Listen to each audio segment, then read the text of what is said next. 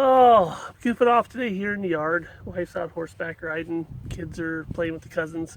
I got a bunch of black sands left over that have non-magnetics in them. And I've already went through this and got the gold out of it, but I want to run it one more time before I discard it. And I got these magnetics here that have non-magnetics in it, and I've already ran this material. I want to go through it with the magnetic separator and then see, I'll show you what is left over that's non-magnetic, and I'm going to run it through the cube system that has the Dream Mats in it, in the Dream Mat trailer sluice. And then I'm going to do the same thing with some fresh material. I got 2 bags of Washington, Oregon Beach pay dirt sand from a guy, and I'm going to remove the magnetics from that, and then just run the non-magnetics. So we're going to see how this all works. And if people feel like there's an advantage of removing the magnetics first instead of running that bulk of material through the system and risking maybe the chance of losing your gold. All right, so let's run some of this through the magnetic separator.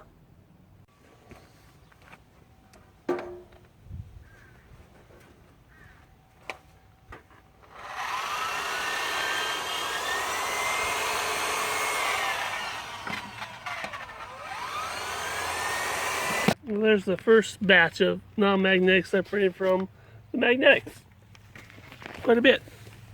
We got all that magnetics out of there, so that'll run through the cube better with the, and not fight with all that real estate. So I'm gonna do my other batches now. My sands have to dry out just a little bit, so they either gotta be all wet or all dry, one of the two, kind of in between ain't gonna work.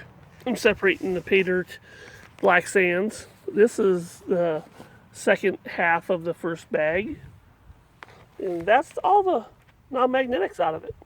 And of course I'm throwing all the magnetics in one bucket, but I'm gonna do this other pan here, and by the time I get done with that bag too, those will be dry enough. It's pretty thin and the breeze is blowing over them, so we'll be set to go. A little spin it off fun. I'm kind of finding it kind of cool to watch as this purges the black sands. If you kind of dump the material when you're trying to get it to jump instead of clump, how it makes this little vortex pattern.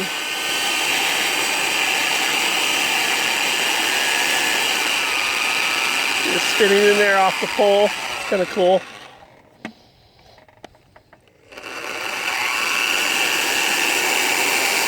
Like a little tornado. I guess everything that works good's got to be a vortex, huh? It's got to spin.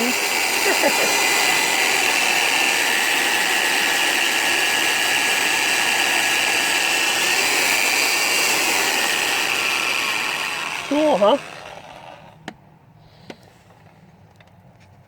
Just gonna do a volume shot of this pan of black sands that I haven't separated yet. You can see we're about a knuckle depth around, and then I'm going to separate it, and then we'll see how much volume I remove by removing the black sands. And there it is. It was just up to here, so I think we've lost about half the volume. So 50% of that was magnetic black sands, and the rest I will be able to hopefully run, and it'll be more efficient in the system when it runs, because I got plenty of fine black sands that are non-magnetic to catch the gold in the Dream Mat, and the magnetics will be out of the way. And the magnetics are the fluffier, flaky, kind of snowflake type fingery stuff, and this is more of a granular soft, so hopefully it'll be easier to pan out our gold too. Well, there's my 2 buckets. That's from the new cons. That's from my old stuff that I've run, and this is all the magnetics. Almost a half a bucket. Right there. Of magnetic material. It shouldn't have any gold in it, and I'm gonna go ahead and run this stuff. Cool.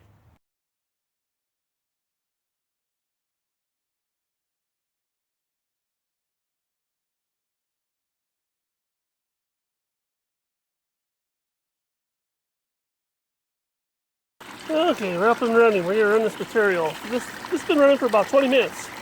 I've been goofing off doing some other stuff, getting some material cleaned up. And we still got air bubbles in the cube mat. I guess I'd have to get in there with the brush and brush them out, but nope, we can't keep up. We got 3 dream mats in there, and then we got one behind it. I'm not gonna worry about what's gonna happen there on that. So we should be flowing about 1100 GPM. I got my little mark here. Since I'm doing beach sands, or actually these beach sands that have no magnetics in it, I'm gonna keep it at that because this is really fine stuff and we want to keep it at a good pace. We know 1100 works for the cube setup. All leveled up, ready to go.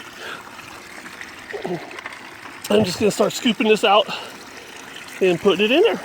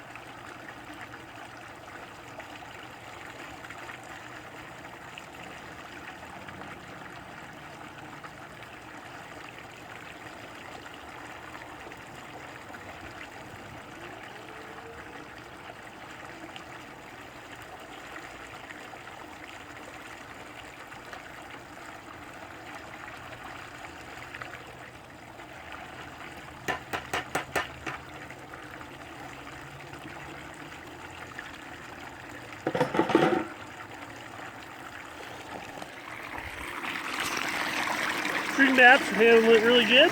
They're not overloading. Got the bottom mat. It's at a flatter pitch. Cycling through, I can still see the tops of all the cells. Probably got, like I always do, the slug of material from this transition on this here, which I move out of the way and let it flow clean so the box does its thing. And we'll let it run for a little bit because we're interested in capturing the gold, not the concentrate. So we'll let it run until she looks like she's kind of cycled through and the cells are doing a good job. And these guys here will hold their material, and then we'll do a clean out of the top tray and see what we see. There it is, folks. There's the gold from after I ran the cons. There's a, what do we call them? The pay dirt, black sands from my buddy just basically, you know, 2 big Ziploc bags full of concentrates. I removed the black sands out of this, of course. Also, this is beach gold. These are beach sands. So after removing the magnetics and just having the beach sands left, which are non-magnetic, nice shot. That's just sweetness.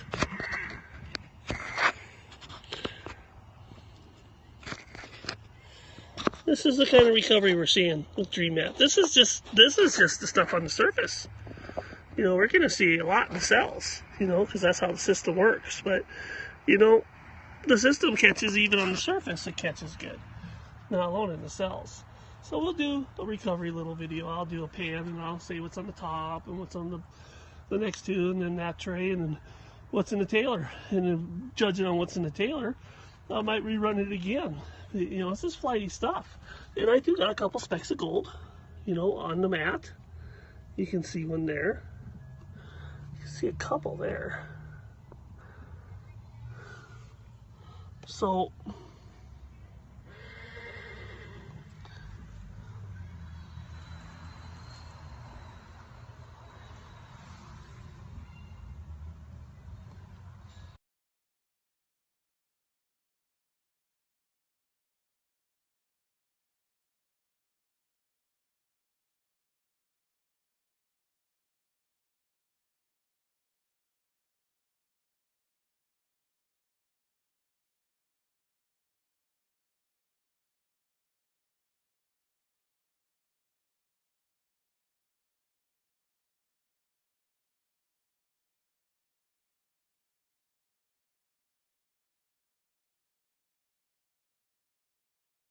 so folks want to know how fast DreamMat cleans out in the cube? Well, let's take a look.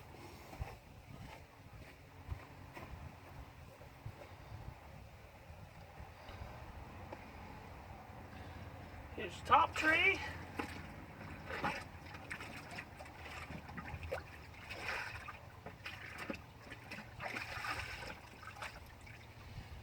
There it is.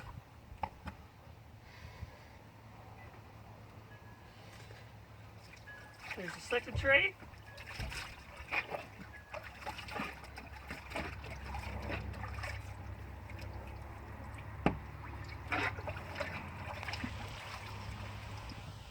There it is.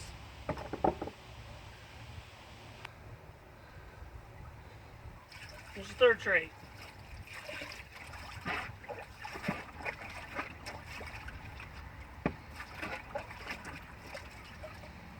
There, oh.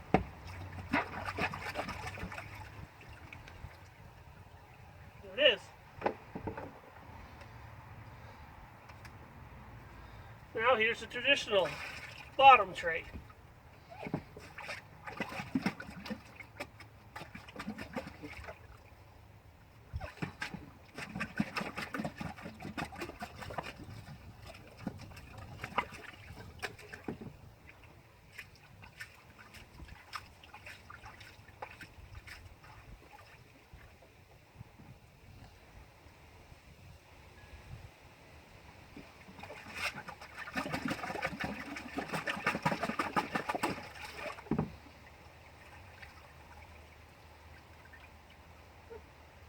Good enough.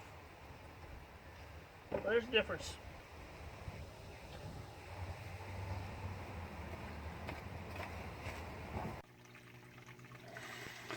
Just a little bit of floaty gold in those cons.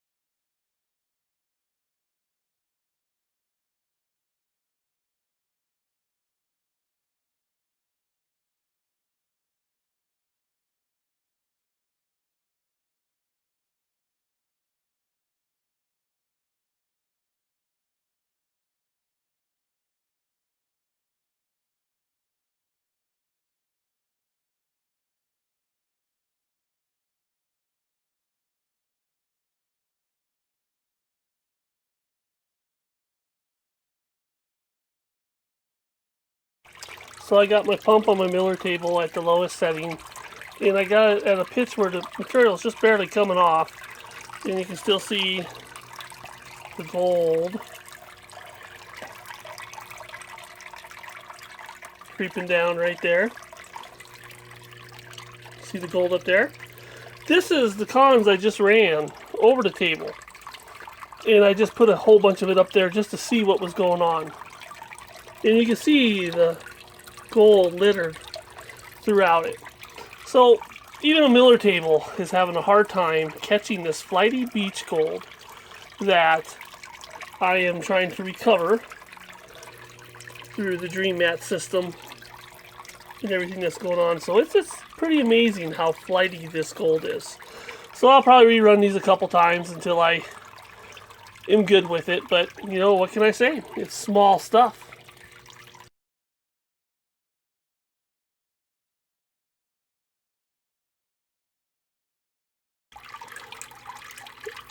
Okay, we got some material running on the table. We got some fine gold floating way up there. We got some gold here in the middle. You can see the sands are kind of working themselves off pretty slow. Let's talk some physics a little bit. I've been playing with this beach sand on the Miller table, and physics would say that if it was really flat and flaky, it would get caught in the very small velocity of the water and get carried off. Or if it was very round, like a BB, it would roll off. So the gold's got to be just about the right shape and size for it to stick to the table. Now, I've been losing a lot of this beach gold on this Miller table, and it going through, and I think a lot of times it's for me disturbing it with the brush, not doing a good job maybe there, too much or too little, to get them it to heap up there, and then the gold, you know, hits that surface and floats out. I do got soap in it. And the other item is it's maybe just the fact that this gold, there's so much of it that's just the right shape and size, like a potato chip, that it can never really lay flat. It's got a curve in it. It's crinkled, so to speak. And it just doesn't want to stay in the table. In fact, what's funny is, by watching it, you never see it leave, or you never see it take off. You don't see the flakes float down. It looks like you're getting it all, but you just keep running the material and more gold comes out. So rerunning it. So to show folks, you know, what the kind of gold the Dream Mat is catching and how light it is, and that this isn't just, you know, me maybe running the table wrong, which I could be. You know, I could be running it, you know, wrong. I got some really fine material here. This is crushed glass that was chemically plated on the inside. They were actually dentist lights and medical lights back in the day. And the person worked at the factory, and when a bad bulb would come through, he would keep it because it was coated with gold, chemically coated on the inside, and he'd throw it in his crusher. And he crushed a 55-gallon drum of this stuff. He could give us a little bit of this. So this is basically just glass crushed. And on the inside of that glass was a coating of a chemical coating, and it was probably only a couple angstroms or nanometers. Well, probably not more nanometers, but a couple angstroms thick. So it was like way thinner than millimeters, of course. You know, that'd be really thick. It was just so thin. It was just to give it that gold tint they needed for some reason. We're going to run a little bit of this stuff on the Miller table to show, you know, I'm going to wet it first here real quick, what it looks like when fine gold is put on the Miller table. I'm going to pause this. Okay, I'm back again. So we're just going to put a little scoopful of this into this water first, and we're going to get it wet because we don't want it just some, you know, rolling off dry. So we're going to get this material all nice and wet. I'm going to do my best to scoop some of it up. First I'll pour off the excess water on the table just for fun, but then I'll scoop up the blob. So basically, this is material that is super, super fine. And a lot of people say, you know, Miller table catches everything. We just want to show, you know, and I know I'm going to disrupt the apple cart for a little bit more flow on here, but just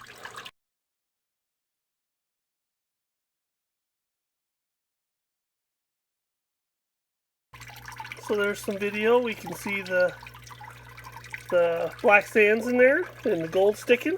A little bit of clay sitting there. And we are going to try to run this other material past there so you can see the glitter. Now that's fine gold. This is that submicron gold I was talking about. And now you can see the other stuff that's big is just staying on the table. And this other stuff, it won't even catch it. So we're probably looking at, you know, not just submicron as far as the shape of this gold is probably very flat too because it's a coated and the glass broke away. So it's probably, and actually me and Frank looked at it through magnifying glasses. And this gold actually looks like floating pieces of toilet paper. He has a microscope that he looks at it with. So I'm just trying to give you guys a comparison so you guys understand what's going on with with Miller tables and with any cleanup equipment. That, you know, there is a capture limit. So a lot of times, you know, when a person will run the material and then maybe we'll find gold left over in the other material, they're going to say, well, you were doing it wrong, or you're not experienced enough. There's only so much capture limit that device can handle, or that piece of equipment. And the Miller table is limited to physics, so it can only catch gold so big in so certain size. So its cutoff rate is pretty, what we would call it, pretty good, but not perfect. So that's why we're seeing gold go by. It's because we got a lot of gold pieces that are the perfect shape. And I'm going to do a slow-mo now next so we can have a little fun and we can see what's going on. And so we're going to zoom out just to see what my little contraption looks like. I got my magnifying glass. I'm looking at the gold underneath the magnifying glass. And so we're probably, you know, every bit of 200 mesh gold, you know, maybe 150, 100, just depends on what size that flake is. But, you know, we're catching some good stuff. So anyways, we're going to do a slow-mo now just for fun.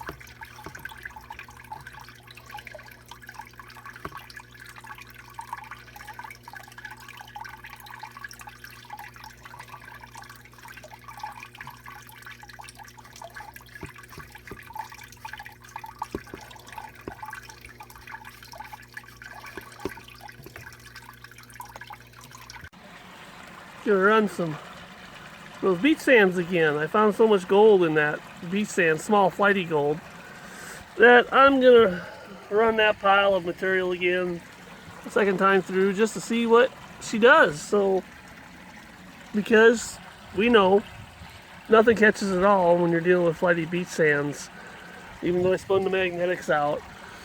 You know, we'll see. We'll see how much flighty gold's in there, and it'll be what it's gonna be. Cool, and we'll have fun doing it. Okay, guys. Good news. Last time we had gold on the mat. Down here in the trailer mat. And I haven't found any yet. And I already overlooked it without the phone.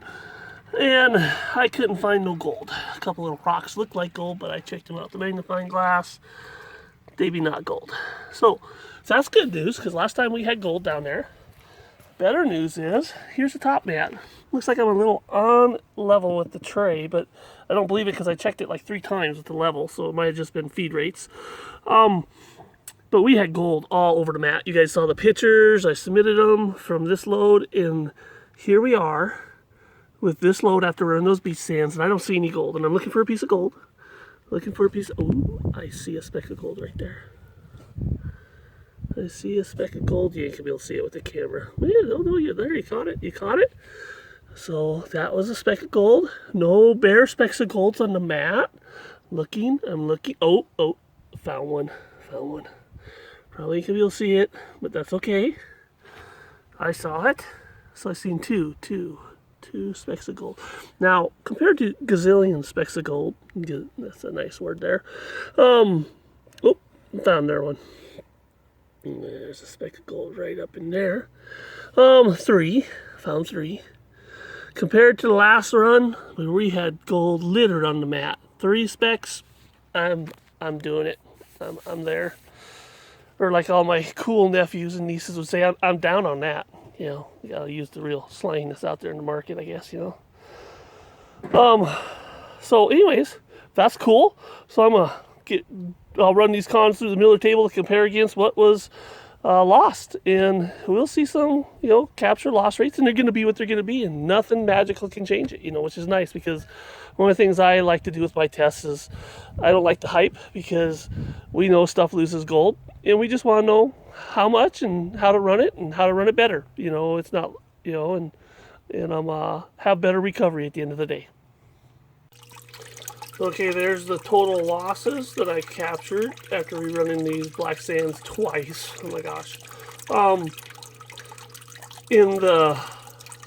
From the cube in the dream mat, trailer mat, 3 cube mats, regular cube mat, dream mat, trailer mat, those beach sand cons. So that's the losses that I found in the second run when I ran this thing a second time through the system.